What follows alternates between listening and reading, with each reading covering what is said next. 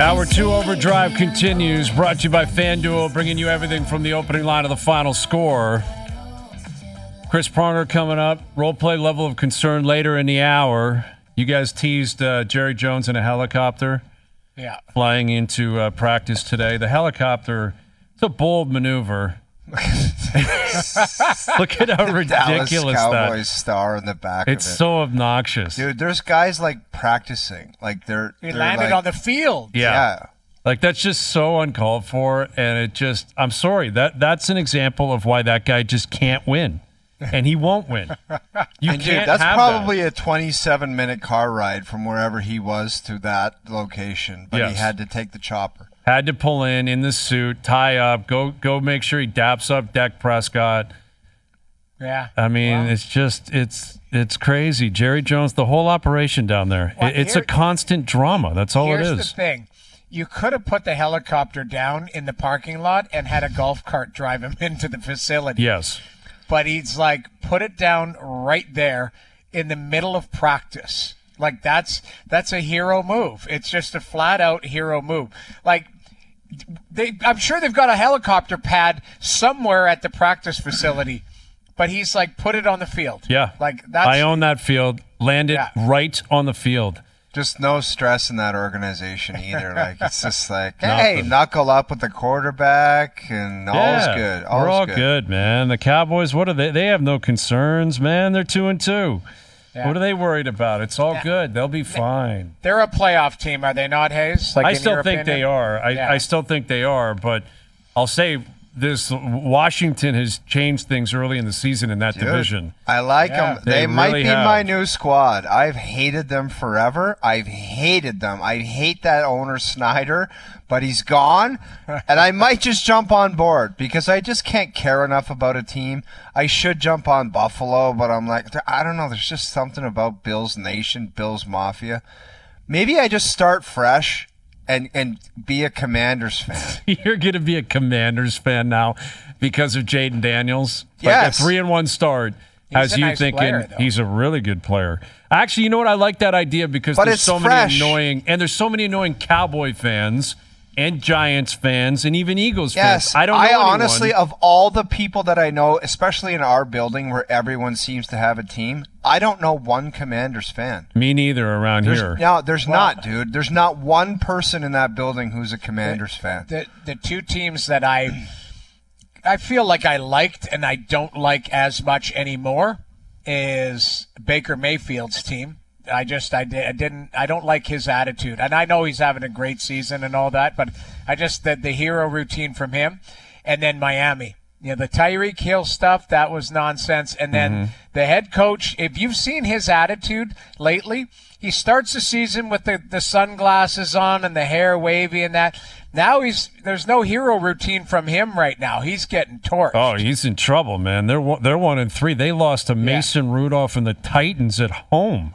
Yeah. Like that is trouble, man. I don't think they're going to dig themselves out of that. It kind of feels like the Dolphins season is just going to fly off the handles. And, it's interesting how quickly things turn in the NFL. And it's no different in the NHL. That'll be coming, right? We're a month away from looking at a team and saying, what the hell happened to that group?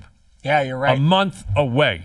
Like on November 2nd, there will be at least one team, and I don't know who it is. It's impossible to predict, but at least one team that we'll look at and say, what is going on with them? Like, why do they have 5 wins, or why are they 3-8-2? What is happening out there? And trying to predict which one it will be today is, again, a very difficult task, but it's inevitable. It's going to happen. And there will be another team on the other side that will play the role of Washington that will come out of nowhere and have a great year, or at least a great start, and surprise everybody. Who's one team that you think could have a great start, Hazy, and be like if you sleep on them, watch out for those guys. Like they could be in a playoff position come American Thanksgiving. That's generally on the outside looking in. Yeah. I'm not sure if I have an answer on that, man. Who? It's Jersey. It's Jersey. But they're like the team. Yeah, they're the good team that took a year off because they didn't have a goalie. I'll give you a team and it's Philly. I'll say Philly. What? Well, listen, last year that's exactly what they did, Noodles. 65 games into the year, they were in the playoffs. Who's stopping pucks for them? I understand that. And I'm not saying they'll be able to keep it going the whole season. I don't think they will. But what I have learned out of Tortorella is that he generally squeezes everything he can early, and then it dies out by the end of the season, just like it did last year. I think that will happen again this year. I don't think they got enough talent, but that Michkov kid has got people buzzing down there. Yeah, that Michkov kid, the first time Tortorella was in the stands, he tried to do the Michigan behind the net, and Tortorella almost had a nervous breakdown in the stands. I know, and it's a legit question, like, is Torts the right guy to cultivate that talent, to bring him into the league? Because you know he's going to be demanding you block shots, you throw hits. He's going to bench him this year. Well, it's happening. He will whatever you say about Torts, like, I'd almost rather have that than some coach saying, go do whatever you want. Yeah. Just do whatever you want. I can't say anything and do whatever you want. I hear you. Then maybe that's the answer. Maybe Torts is the perfect guy for him. But be ready, because he's going to make him a healthy scratch after a hat trick one night because he didn't pick up a back check. That's coming. That's the way he operates. But we all love Torts too. I mean, the Johnny Gaudreau's father, Guy. He was back out there the other day. That was awesome to see. It's great stuff. Awesome to see. All right, we have Prongs on a lot. I think this is the perfect time to have him on. We're less than a week away from the NHL season starting. Here he is. Longtime NHLer, Cup champ, Hall of Famer, joining us here on the Maple Toyota Hotline. Here's Chris Pronger. How you doing, Chris? Gentlemen, how you doing? We're doing well. We're loving this preseason. It's been kind of crazy. Some big hits, a lot of fights. Are you liking it so far or what? We're getting back to kids actually trying to make the team and show something out there. Yeah, it feels like we got away from that for a while. Why do you think that is? Why do you think all of a sudden we're seeing all this craziness? I don't know if there's a reason behind it. I think if you look at last year and you look at how physical I think the playoffs were and the teams that were successful, I think you're seeing teams, as we all know, it's copycat league, and teams are trying to emulate the way that the teams that were very successful throughout the course of the regular season and then took it up a notch in the playoffs. Most notably, the two Cup Finals teams, Edmonton and Florida. And obviously, Florida plays a very greasy game. And I think you're seeing a lot of these teams try to copy that. But I also think when you dig deeper, you look at kind of the identity of the league. These kids are fighting over clean hockey hits, too. You're not allowed to hit anybody anymore. So they don't get hit in minor hockey. They don't really get hit in junior anymore. They don't get hit in college very much. So now, when they get into the league and somebody actually hits somebody, they're appalled, and there's a fight. I'm not a fan of that. Now, Prongs, what was your sweet spot as far as games played in the preseason to have you ready for the regular season? Was it a couple games? Did you like to play more, or were you fine maybe playing one game and getting right into it? I think as my career evolved, I think 2 to 3 games was good. It's very hard to replicate the physicality when you're playing summer hockey, and the physicality even when you're in training camp playing air squad games. You need to have those game reps, and I think as I look back early on, I think the first few years I played every single preseason game, and you're using it as an opportunity to showcase your talents and make the team and earn minutes and all the rest of that. And then as you gain more experience and become more of a fixture in the lineup, you're then kind of able to pick and choose. You've earned your stripes and you pick and choose the games. And ultimately, I think you look at some of these kids and the way that the league has gone with the lack of practicing and days off and things like that.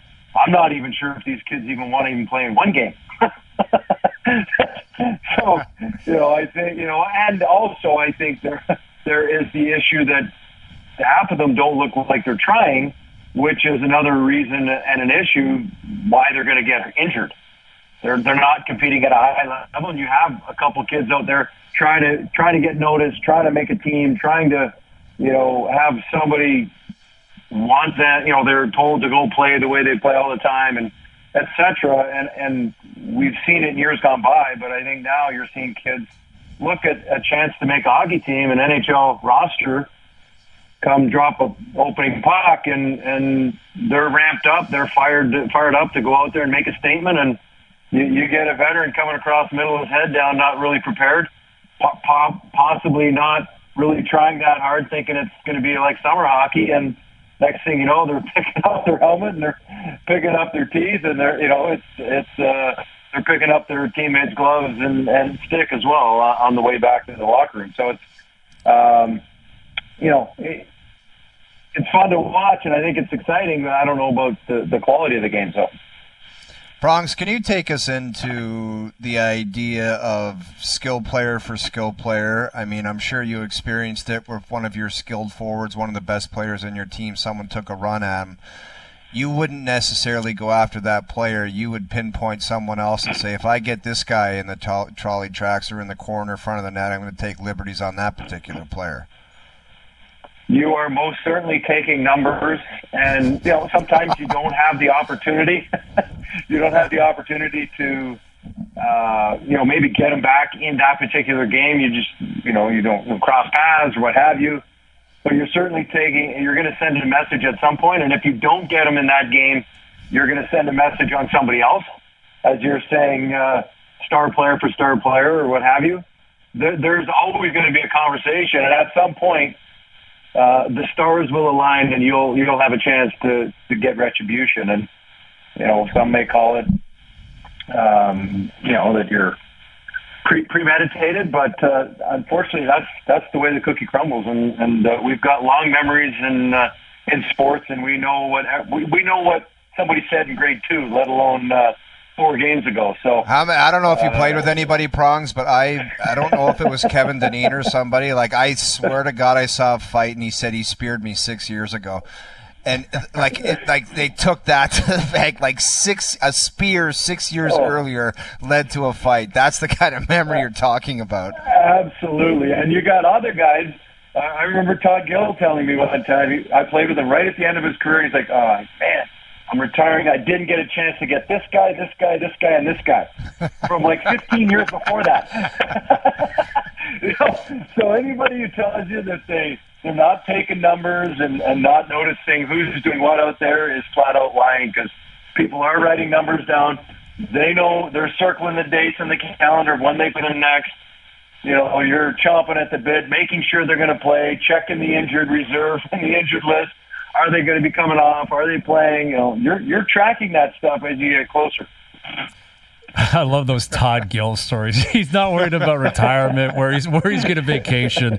I wish I got a chance to kill those 4 or 5 guys. I never what could. was Pat? The King Daddy Copper was Pat Quinn. He said right. Stan Mikita speared him or something. 16 years later. 15 years later, Noodles and I interviewed him years ago. He's like, Stan Mikita got me with a high stick, and 15 years later, he was coming across the middle of the ice, and I just destroyed him. 15 years in the making. That was awesome back then. It's. I mean, again, it's probably still happening. I'm sure it is with Chris Pronger, new captain here in Toronto. Auston Matthews. You've been a captain, multiple places throughout your career. If Matthews called you today and said, "Chris, what do I need to know in order to be a good captain?" What would you tell him? Well, I think first and foremost, you got to lead by example, and clearly he's been doing that. And just as a younger captain, he's obviously not a kid anymore. Be the first one in the weight room. Show everybody how to be a pro. Come to the rink every single day and be the hardest worker, and everything will fall underneath that. He's the guy everybody's looking up to. He's the guy that kind of sets the tone. And I know John Tavares is still there, but he's their best player. He goes how they go. And, so it's funny. I think sometimes captains get a little too much credit, and they get, they get it on both sides of the equation. They get too much credit, and they get too much hate for how a team does. But there are moments and situations. I think this one, as you see the C transfer from Tavares to Matt, it is now officially his team. Everybody may have looked at him as the, quasi-captain with who he is and how much he makes and all the rest of that stuff. But it's his team, and now, he's able to put a stamp on it. You'd like to see him have some success and get off to a great start, much like he did last year, and, who knows what they can do from there. Yeah, I mean, it's. I'm curious if you've ever experienced anything like that. I'm sure you have. with like the fact that Tavares is still there and the role that he would play, and like, would you anticipate that's an elephant in the room, that the captain of the last 5 years is still there, but there's a new captain in the room? Well, I think what you got to understand is there's leaders in the locker room, and it's not just the captain. You don't need to wear a letter to be a leader either. You're either a vocal leader, you're a lead by example, what have you. All those different facets and styles of leadership come into play. I don't know John Tavares very well, but he seems very quiet. And is lead by example type of player. I think Auston Matthews now has to kind of put his stamp on what type of leader he's going to be. And, it's going to take the collective in the locker room, the group of leaders that they have, to be successful. I mean, you see how hard it is to win in this league and what the teams went through last year to be successful, and ultimately Florida winning a tough Game 7 against Edmonton. I mean, it takes everything you have to win a Stanley Cup, and obviously they need to get to the dance and go through an 82-game schedule to get there, and then ultimately find their game and find their style that's going to help them get to the promised land in the playoffs. And as we've discussed year in and year out for the last little while, the regular season has not been their issue. It's been playoffs and coming through in the clutch. So, I'm sure we're going to be having this conversation every single month, every single week, but ultimately it's not going to matter until April, May, and June to see where they kind of land and what transpires from there. Remind me, Chris, did you ever have any type of, we'll call it public negotiation or a holdout or anything like that? Are you seeing what's happening in Boston and Seabass and the Swayman group? Yes. It has ramped up about 1,000% here in the last few days, hasn't it? It's been interesting to watch. I know what seems to happen is they say we don't want to negotiate in the media. We want to keep this quiet, and ultimately somebody gets frustrated. In this case, as you said, Seabass loses his mind and throws some numbers around, and Swayman's camp comes back and says those are inaccurate, and on and on and on. I do think they were a little bit at fault in trading Ullmark before they had a deal done. You're basically, and you don't take him to Arb to make sure you have a contract in place. So it seems a little weird how they've gone about it, and now for this to transpire, I've had some contentious negotiations over my years, and in the end they come to a head, and usually something gets done, but. To say that grudges aren't going to be held would be, especially with that organization, they tend to hold them quite long, and players do too. Listen, I'm not going to lie, I still hold a grudge over a couple of the negotiations I had and how things played out and what was said behind closed doors, and you just hope things like that don't get too far gone, and especially for the players that are in camp, preparing for the season, getting ready, and obviously Swayman's skating somewhere, trying to stay sharp and be prepared to come in, and whether it be camp or the start of the regular season. He's going to need a ramp-up period. I would think it's pretty hard as a goaltender to kind of jump right in. What do you think, Noodles? Yeah, it's always tough. Anybody who holds out, you're jumping on a moving train because everybody's gone through a camp. Everyone's kind of got the kinks out and the bugs out in their game, and all of a sudden he's going to have to show up. And if he ends up signing, it'll be a massive deal. There'll be huge expectations. He's never been the guy. He's always had a guy to ride shotgun with him. I think it'll be really tough, a tough season for Swayman for sure. Yeah, the 1A, 1B scenario was pretty easy to come into, knowing you get the next day off, you're fresh, you're sharp, you're able to really kind of get a flow going, and now especially when you start paying your goalie $8-9 million, you're not getting a bona fide backup or 1B. You're playing 60-65 games a year, and it's just a different workload, and you get into a funk or you just get off kilter. It's hard to kind of get your game back going in there each and every night, knowing you don't have a quality backup to kind of bail you out when you're not coming in with your best. Well, yeah. To see how Boston plays out. They better figure it out soon. It's go time in less than a week. Enjoy the start of the season, Chris. We'll do it again soon. Thank you for this. Thanks, guys. Appreciate it. You got it. Chris Pronger joining us here. On the Maple Toyota hotline, check out Maple Toyota's huge truck and SUV lineup, including Tundra, 4Runner, Highlander, and Grand Highlander in stock and ready to deliver. Visit mapletoyota.com. Yeah, we'll see what happens out there in Boston. And, everything else has been figured out. I laugh where he's like, I still hold a grudge on a few contract negotiations. I would love to know who they were. Yeah, like, who do you have a real issue with? There's a GM out there that he hates the guy's guts because it got ugly or something. I don't know. I can neither confirm or deny that. Maybe, Fergie. Who knows? But do you think he still holds it, though, with $100 million earned? Yeah. He made a lot of money.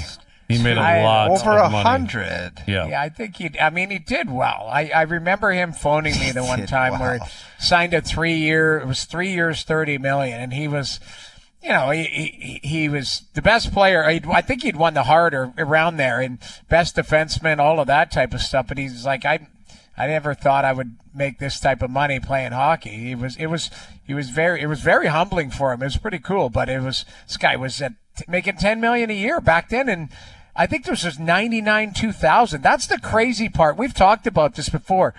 The top of the heap, guys were making Billy Guerin and Bobby Holik and Dougie Waite. Those guys were all making $10 million. Keith Tkachuk. And fast forward, McDavid's making 12 and a half. What is that? 30 years later? 25 years later? 25 years later, they're exactly like barely making more than the guys back then. Yager was making a fortune. Yeah. He would have been at 10.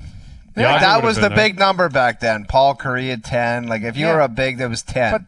But think about that. Basketball, those guys were making 8 to 10, and now they're making 40 or 50. Hockey's gone up to 14. What is Draisaitl going to be next year? 14? Yeah, I think he was 14. Was he 14 on the nose? Something like that. Yeah. Yeah, I read somewhere that they're projecting, like, in our lifetime, someone in the NBA will sign $1 billion contract. Yeah, $100 million a year times 10 years. Yeah, sure. Maybe literally a 5-year deal, $200 million a year. Like, if the numbers get so high, well, it's all based on TV deals and streaming deals and international money and revenue, and they split it 50-50, and there just aren't as many players. Yeah. Like if the revenue gets up to $20 billion a year and $10 billion of it per team is going to players or whatever, Yeah. Like there's a chance you get Wemby in 7-8 years. He's like, I want a 5-year, $1 billion contract. You imagine haggling over the details on $1 billion? Yeah, I don't think there'd be many details to that. It would just be straight, guaranteed, and don't ever talk to me again. Can you imagine initial here, initial there, sign here, congratulations, $1 billion. You're a billionaire, and you can go out there and have a brutal season, and the money's still yours. And you're still a billionaire. And you're still a billionaire. Get injured, never win anything, billionaire. It's incredible. All right, role play level of concern coming up. And obviously we're tracking what's going on in the baseball world. We got Dregs coming up too. Darren Dreger will join us just after 6 o'clock. And Damian Woody of ESPN, longtime NFLer, he'll join us in about an hour. Overdrive continues, TSN 1050 and on the TSN app. You can never ask me to stop drinking. Do you understand? I do. I really do. All right, role play level of concern brought to you by Boston Pizza, Canada's favorite sports bar. From tip-offs to tie bites and puck drops to pizza, BP's elite lineup of apps, wings, and ice-cold beer is always dialed in for game time. Hustle into your local BP tonight. Role play level of concern. We got a lot of options here in terms of how you react to your level of concern. Maybe Houston should be playing this because the Tigers have just swept them in the wild card. The Tigers were sellers at the trade deadline. Now they're into the ALDS, and they're going to face that's why Cleveland. it's like sometimes like fundamentals, grit, all that stuff. Like you can win, like why can't the Jays are just like we suck this year. Yeah. Well, and then when they were in the playoffs, they didn't win. No, You know what I mean? The kidding. Tigers are like, screw it. We're winning, man. We're going right into Houston. Houston's been the cream of the crop in baseball and in the American League for a decade. A.J. Hinch took those Tigers back into where he used to dominate and said, we're smacking this team around. And it's wild. Verlander, who wasn't even on the playoff roster, is sitting there watching his former team beat him. It's pretty incredible. Anyway, shout out to the Tigers. All right. Oh, you're playing the role of Blue Jay fans. You're playing the role of Toronto Blue Jay fans. What is your level of concern this front office will make the right moves to make the team competitive next season? Play it. You can never ask me to stop drinking.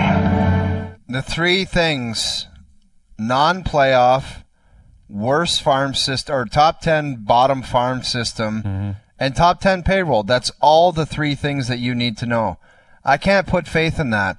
It's not like they've been here for 3 years where it's a wait-and-see approach where you're like, I wonder what these guys are all about. We're talking about 10 years, man. That's a lifetime in pro sports. A lifetime. And I just don't buy it anymore. I don't like the way they answer questions, and I can't buy it. I honestly look at it and say, that is just nonsense, and you're full of it, and I don't know if you know what you're saying, and you're fumbling around trying to come up with some way to speak on this disaster, because that's what it is. That's what this year was, and I've seen enough of it. I'm sure the fan base feels the same way. There's nothing to attach yourself to where you're like, let's go. 90 minutes ago, that was you, Hayes. You were fired up. You've calmed down. Now you got him going. Yeah, now I'm not he's pissed. Lieutenant I'm not Dan. pissed. I'm just like, I don't believe in it. I don't believe in it. I don't know anybody. Like, everyone's got to answer to somebody in sports. We do, the guys on the ice do, or on the ball field. Yeah. I don't know how somebody called them in their office, and I don't know who that would be.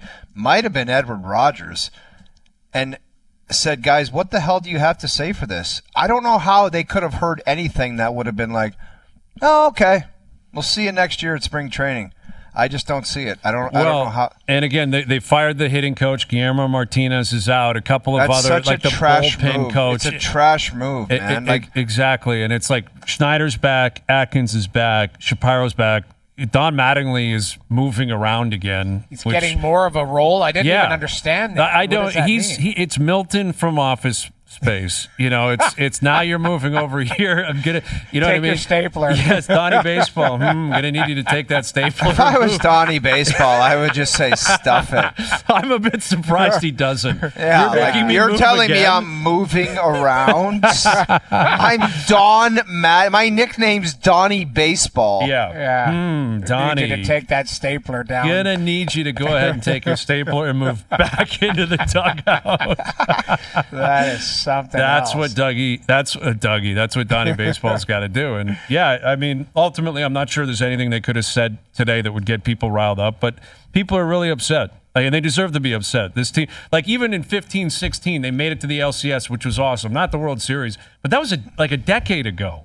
It was a long time ago.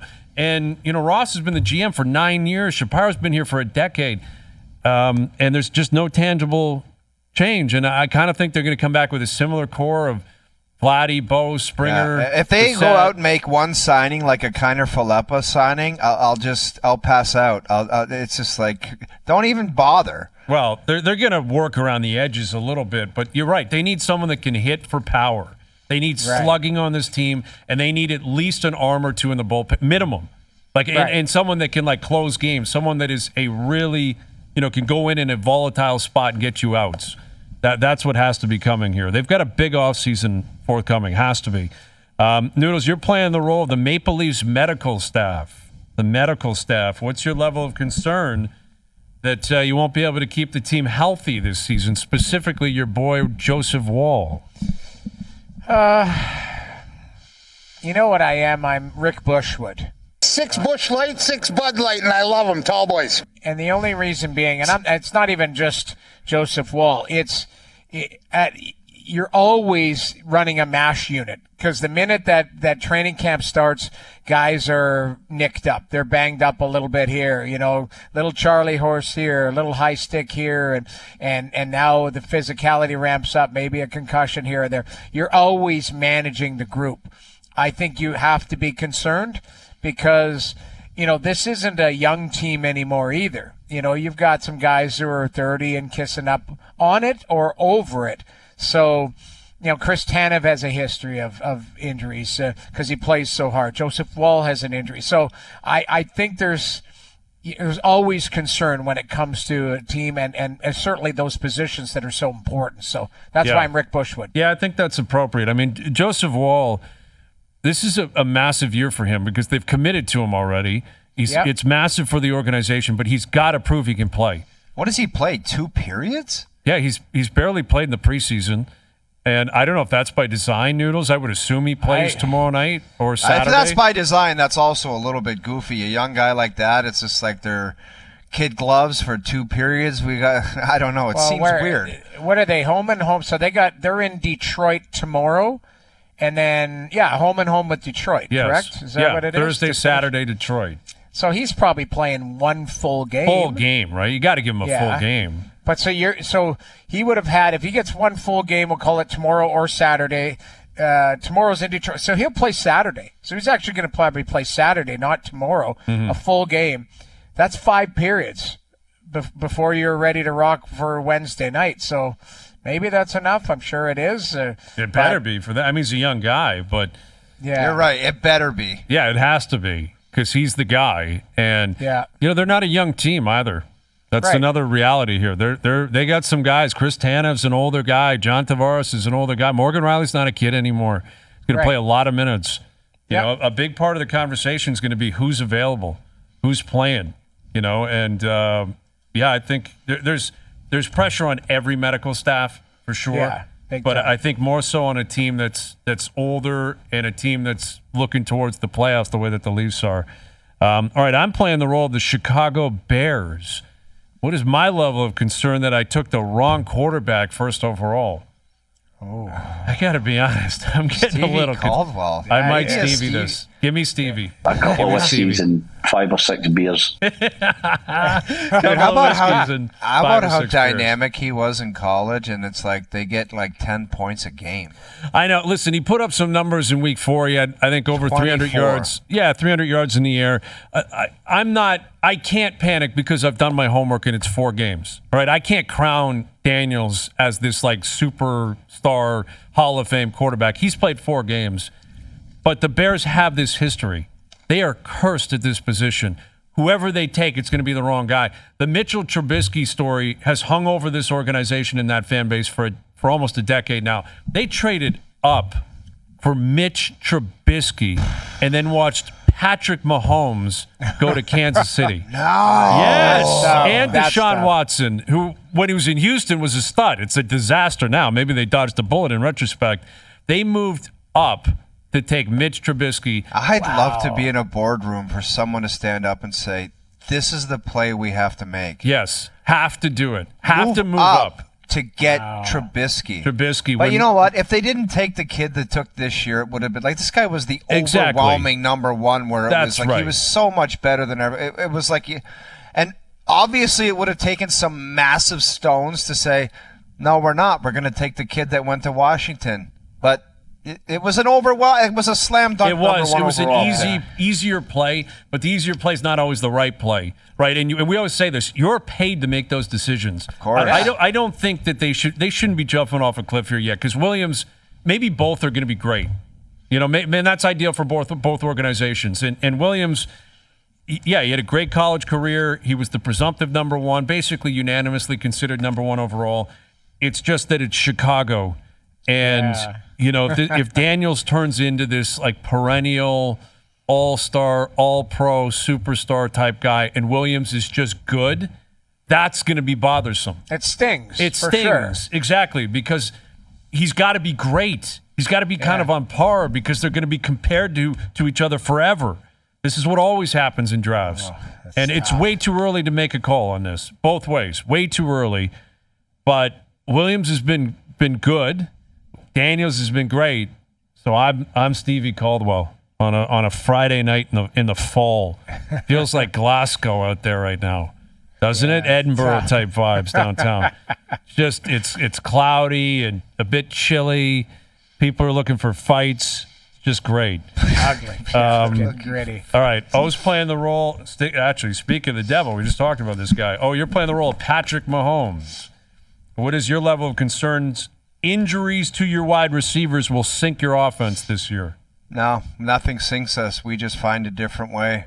Obviously, there's going to be some unknowns. Younger guys have to step up, but we just find a way. If we have to win low-scoring ball games, that's what we do. Basically how we won a Super Bowl last year. We weren't some high-flying offense. We just find a way to get it done, and this is a pint on the patio. Oh, really? That's how this guy does his patio. Dude, this is how this guy does his business. They do not let anything affect him. Obviously, right now, you would think it's a good time to get Kelsey cooking. And the way they've covered it up saying opposition game plans for Kelsey so much that it's just not available. They double T, like he's just never open. And it's like, you better get open now. Yes, now you become a high priority. Xavier Worthy's got to be good. Pacheco's got to get healthy, which he won't be for a number of weeks. But as far as them being concerned with, like, they're just going to find a way to win ball games, man. They'll come up with something. That Andy Reid is just like, we'll come up with a way. He's a mastermind. He is, and they'll probably trade for someone. They're not going to get Devontae Adams. Why not? Because Davis isn't going to trade him within the division. He's not trading him to Kansas City to get cooked. Aren't we over that as far as interdivision? Like, you see it in different sports. Teams don't care anymore, man. The Red Sox trade players with the Yankees. Yeah, you're right. But Mark Davis is a different cat. Yeah. Like, he's a different apparently beast, he's got a 24-year-old smoke with that hairdo. Like, I have seen some reports that he's living a life down there in Vegas, man. Moving and shaking, yeah, put it that way. By all accounts, Really? he's got the Bill Belichick routine going. He is 70 years old with a red Lloyd Christmas mullet bowl cut, and he has a 24-year-old smoke with him. Yes, that is the reporting coming out of Vegas. Maybe he's got a helicopter. Maybe he flies into practice. 100%. I mean, anything's possible. All right, Noodles, you're playing the role of Arber Xhekaj. Arber Xhekaj, what is your level of concern that you're not a lock to play every night for the Habs this season? I want to say, I wouldn't say pine on a patio. Give me Stevie Caldwell. A couple of whiskeys and 5 or 6 beers. Like right there. Because I think he'll be an everyday guy for them, but he might not. Like the one thing the Habs do have coming is some good. Now, the injury to the Reinbacher kid, that hurts. I don't think he was going to play, though. I don't think so either, But this Logan Mayhew's a good player, man, and Hudson's a good player. And yeah, like they've got some players that are lining up. I saw today their 5th overall pick in the KHL. They had some highlights of him. Boy, does he look like a nice Demidov? player. Yeah, does he ever look like a nice player? Like they've got some guys coming. I'd still say Stevie Caldwell. I think if he's healthy, he's a guy that's an option to them to play on that third pairing. Anything higher in the lineup, let's not get silly. Like I think Xhekaj is a guy that is more of a third pairing, mean type of defender, that type of stuff. If he plays higher in your lineup, it means you're not that deep back there. And I think they're starting to get deeper based on some of the moves that they've made. Yeah. I mean, listen, he played a number of games in Laval last year, and he hasn't played a full season in the NHL. He's had injury problems his first 2 years in the league, but I don't think it's a lock this guy plays every night. I think he's got to prove he's an everyday NHL player. And I think it makes sense to maybe have him around if you feel like things are going to get nasty, if the division is leading towards that. But he is by no means a lock to play. I think he played 17 games in the AHL last year. Yeah, part of that was recovery and rehabbing, yeah. sure. But there were times where I remember Habs fans saying, get him up, and he wasn't. He stayed down there a long time. Yeah. Like 17 games is more than a rehab. A rehab's like 3 games. You go down for a weekend and you come back up. Yeah, let's go down there and work on some stuff. Yeah, Yes, I think he needed exactly. it. But keep in mind, this guy was working at Home Depot or Costco or something like during COVID. Like he's, he still has to learn the game too. It's not like he's some grizzled vet. He's a guy that's got to the fight for scratch and claw. Like, that's why I kind of said I wasn't being disrespectful. I think he's a third pairing guy. Yes, and, absolutely. The league has lots Oh, of there's those. no question that's what he is, but I think he can be effective if he just harnesses everything and does it the right way. I agree. Yeah, I think I agree. I think that's the guy you want on your team as a third pairing guy. He's got size. He's got an edge. Clearly, he'll fight for himself and his teammates. I think he's got a ton of value, but he's got to prove. You can skate at that level. You can move the puck at that level. Like, there's different things that have to come with it. You have to kill penalties if that's who you are in the league. Yeah. Right. If you're a stay-at-home third pairing guy, you got to be able to kill penalties. Capable of it anyway. Be capable for sure. All right, role play level of concern brought to you by Boston Pizza, Canada's favorite sports bar. From tip-offs to tie bites and puck drops to pizza, BP's elite lineup of apps, wings, and ice-cold beer is always dialed in for game time. Hustle in your local BP tonight. Darren Dreger in about 20 minutes. Damian Woody coming up, and I guess Jason Kelsey was blasting statistics and analytics. We'll try to find that. We'll get into it. Overdrive continues. TSN 1050 and on TSN 4. Reading a tweet from our buddy Sean, who says, Hazy B, everyone is pumping your tires on Reddit. They're For not what? wrong, though. For what? Hashtag voice of Toronto sports. There you go. Oh, okay. All right. I don't even know what Reddit is. I'm not going to lie. It's a forum. It's like a forum that I people guess can they weigh just on. heard you giving it to the Jays and the Brass, and they're like, go Hayes. So you're on really? Reddit with Sean and his buddies, so I guess... Shout out to Sean and his buddies. I love it, man. Yeah, Reddit you is go. not a site that I generally frequent, so I can't I don't know imagine what's the going on gremlins that are creeping around on Reddit. I'm sure it wouldn't take you long to find the complete opposite form, where it's Hayes is an idiot, this guy sucks, I hate that guy. That's out there, right? Like Bizarro Reddit. It's out there. It's out there for everybody. Yeah, anybody of course. who's Of course. Well, as far as the Jays go, I'd be curious to hear like the optimistic, positive person. Like, is there one who is like, I'm happy with the way things are going, and if you could give me some examples and why, like I don't even know if you could do a top 5 Hazy list on reasons why you should be okay with last season. That's you couldn't tough. do it. That's tough. That would no, be you tough. could not do it. No, I mean, ultimately, you really couldn't because we have the final result, 74 wins. There's nothing positive about that. It would be one Vladdy. That's it. Yeah, maybe Bowden Francis is he the real deal. But even that, like, I'm pulling for the guy. That would be an incredible story. I don't know what he's going to become spring training. I don't know what Bowden Francis is in the future. They had some kids that did show up and show some promise. Like, they had a handful of kids that came up after the trade deadline that at times looked like promising pieces, but I don't know what to believe of that. I don't know what that translates to in the future. It'd be a tough list to compile. I don't think I could do it, but it's going to happen. I mean, like you said earlier, there will be people that will spin back into the good books as the offseason goes on. They sign Vladdy to a long-term deal. People be buzzing about that. They make a trade that's a positive-looking trade. People will be buzzing about that. That's usually the Jays and the Leafs just kind of they pass the baton this time of year. Now it's the Jays passing it to the Leafs. All right, go ahead. In April, the Leafs will pass it back to the Jays. Like, it just kind of it's cyclical, and it's been ongoing this way for a long, long time here. Because there's a resemblance between, like, Shapiro Atkins and their operation and the Core Four, and both have been around forever. Both of them have been very promising at times, and there's things to like, things not to like, but ultimately the results are all the same. But doesn't that come back to you just mentioned, like, maybe Ed Rogers is like, I'm going to do things a little bit differently here, where it doesn't have to run through a board and you get people that weigh in.